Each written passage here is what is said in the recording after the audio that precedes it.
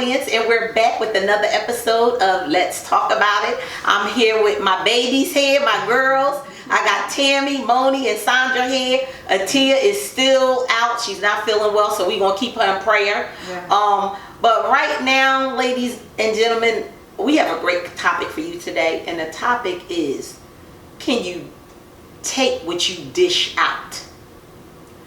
Okay, can men really accept the bad behaviors from women that they expect women to accept from them? Because I find it interesting. I had someone tell me, someone that was like a pathological liar, and he was notorious for cheating. But he told me one day that he really loved his wife. You know, so I went to him. I said, you love your wife? I mean, sweet woman. The woman is sweet. She comes out to all the events. You can't even understand how these two people are together. They are so night and day. And I said to him, if you love your wife, why are you at the strip clubs? Why are you constantly bringing her back venereal diseases and doing this and that and the other? He told me that don't have anything to do with love. It has to do with being a man. So I said to him, if you found out your wife was out there doing the same things that you were doing, how would you handle it? He said, I would divorce her. Wow. I just found that very interesting. So, audience, we'll be back in a moment to discuss this. Wow.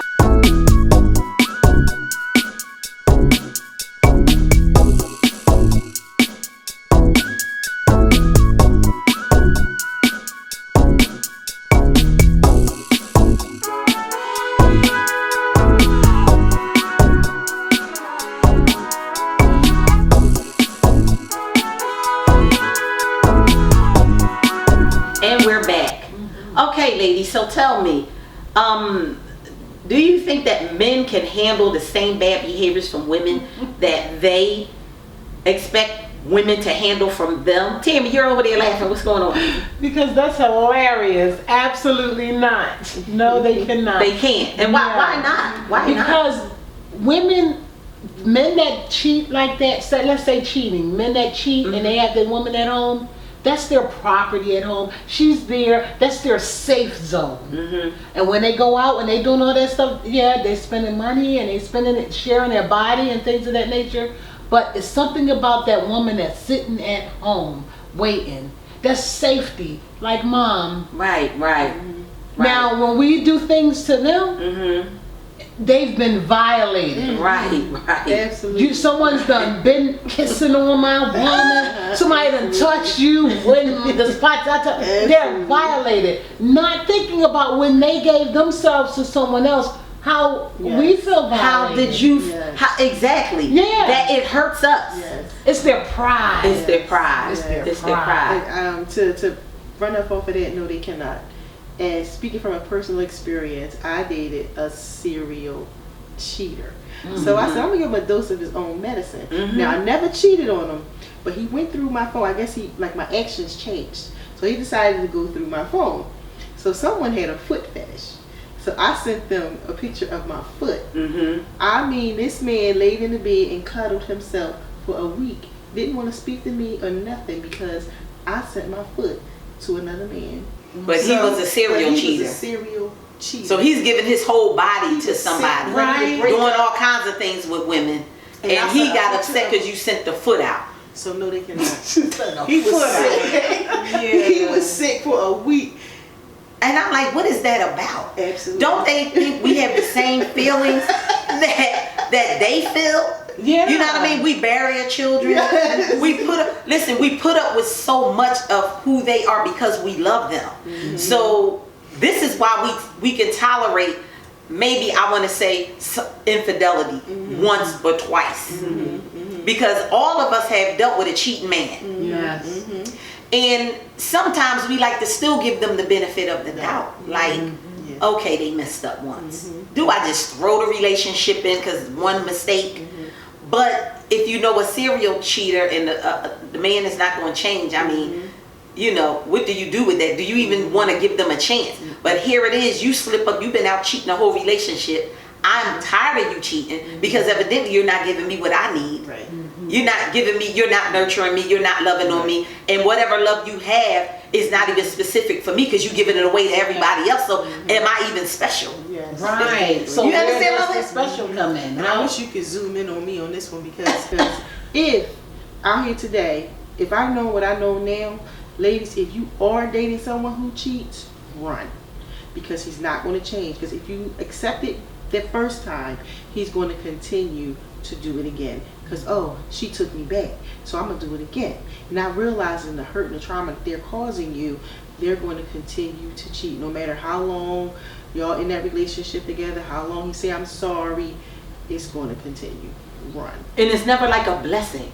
Like if you did something to harm someone and they forgave you, you'd be like, oh my God, I'm so glad they forgave what I did. So thankful for the forgiveness. Exactly. And the whole thing is like, it's almost a crime. It's not illegal. It's not legally a crime as far as our laws are considered. But in a marriage, in a relationship, it is a crime to go out here and cheat and do all these things. No, you can't go to jail for it. But that is the, brings about the end of so many relationships. And so you cheated on this person, they found out about it, and you forgave them. It would seem like you'd be so blessed and be like, you know what, I learned my lesson. But no, they just get more clever about it. For granted. They just use your kindness for weakness. Yes. I gotta go to the mental health part of it. Like, this is why you really need to know people and sit down and have conversations. My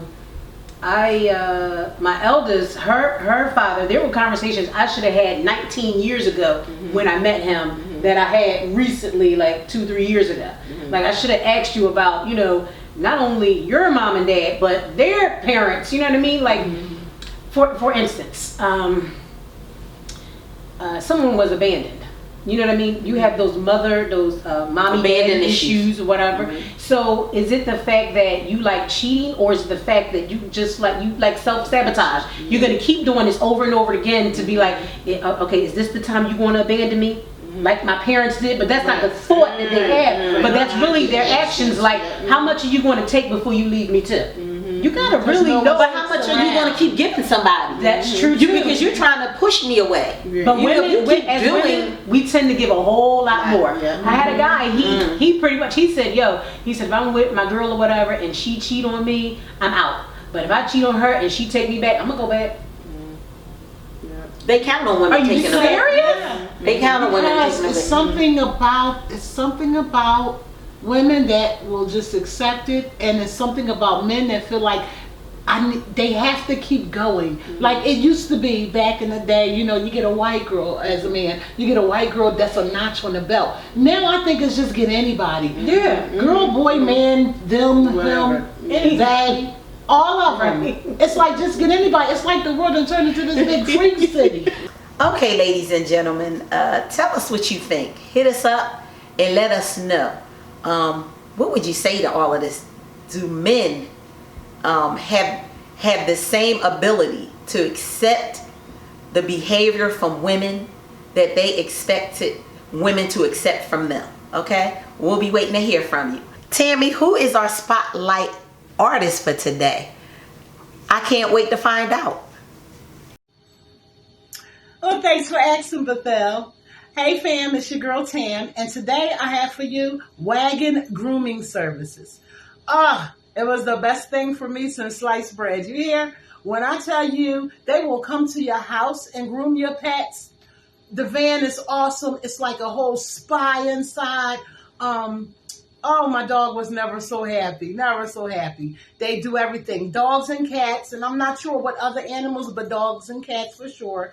And when I tell you they care about the pet, that's very important to a pet owner like myself. I want you to love my doggy like I love him. Treat him and hug him like I did. And guess what? They absolutely do. I've never been disappointed. And remember, everything I do for you is going to be light on the pockets. So he's light on the pockets. So I'm going to show you some before and after photos, and his information will be at the end. Now, when you reach out to him, be sure to say that you saw him here on Let's Talk About It. Peace. Mwah.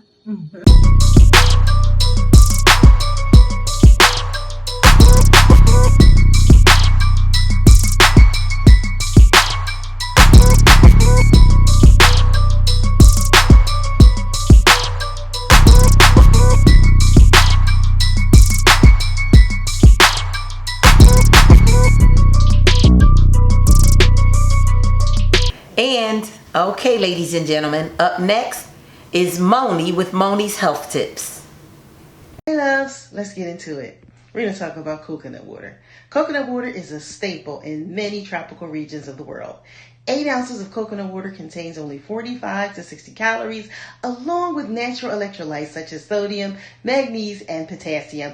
Because it is naturally low in sugar and calories, coconut water is healthier than most fruit juices and a tasty alternative to water. Coconut water provides hydration. It can reduce hypertension, can help lower blood pressure, and because of this, coconut water is attracting interest in some parts of the medical community. Coconut water not only contains potassium, but also has lower levels of sodium than most of these sports drinks out here. And guess what? It provides a hangover cure.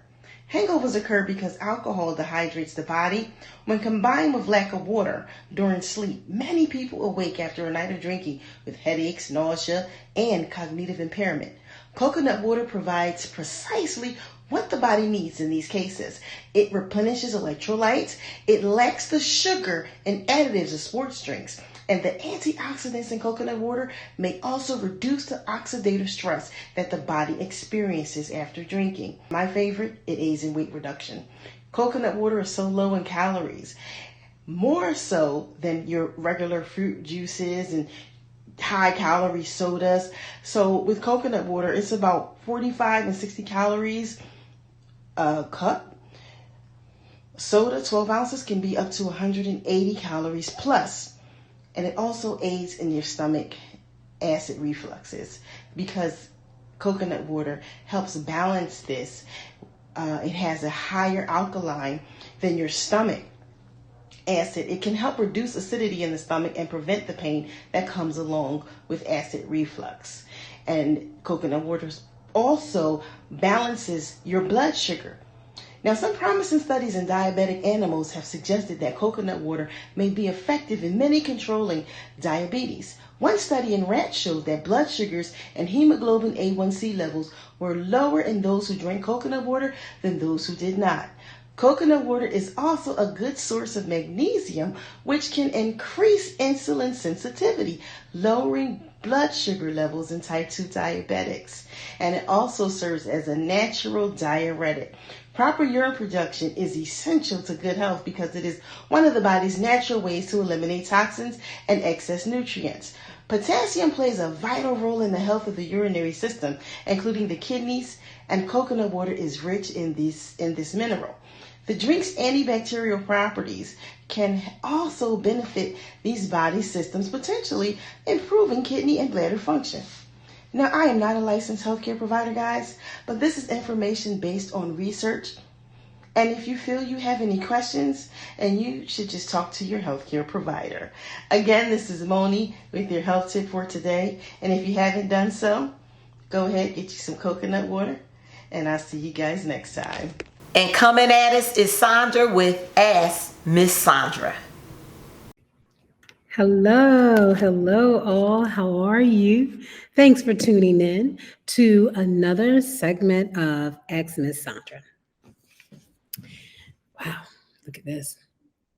We have Morgan from Des Moines writing in, and she says, "Hi, Miss Sandra.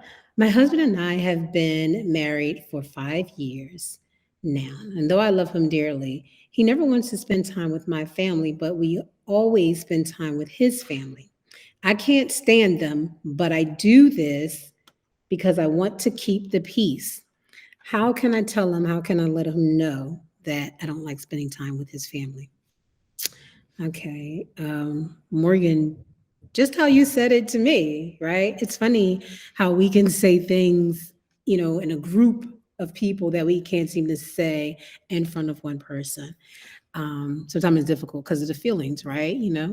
So I can only imagine how uncomfortable this makes you, because this is your mate, someone you've chosen to spend the rest of your life with, and I get it sometimes, we don't really get along with our in-laws or whatever. I don't know what that's like right now anyways, but I can only imagine. But then you have that flip side where you're like, well, we spend time with his family and I'm not so impressed by them. So I think it's just a conversation. You'll be surprised what a good conversation can do for a relationship, amongst individuals. So, Morgan, I would definitely have a conversation with my man about that. I would still go and support him whenever he goes to see his family members. But I would also make it a point to let him know, like, I want us to spend time with my family as well. I am not one of those people that say, well, you marry him, you know what I mean? You marry the family. No, because I can't claim y'all on my taxes. It's just, head of household and maybe couple, you know what I'm saying? But yeah, I can't claim y'all on my taxes, so I just married him, or her, whatever your twist is. But it is what it is. But Morgan, I wish you much success in this conversation, and please check back with us. We've come to the close of another episode, and we would like to just say we're so glad to have had you guys here. And my prayer for you is that you stand taller and you go harder this year. I'd love to showcase you, so if you have talent out there, don't sit on it. Let us put you in the spotlight.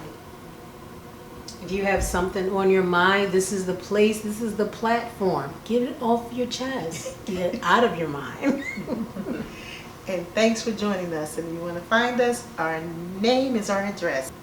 Okay, and until next time, let's talk about it.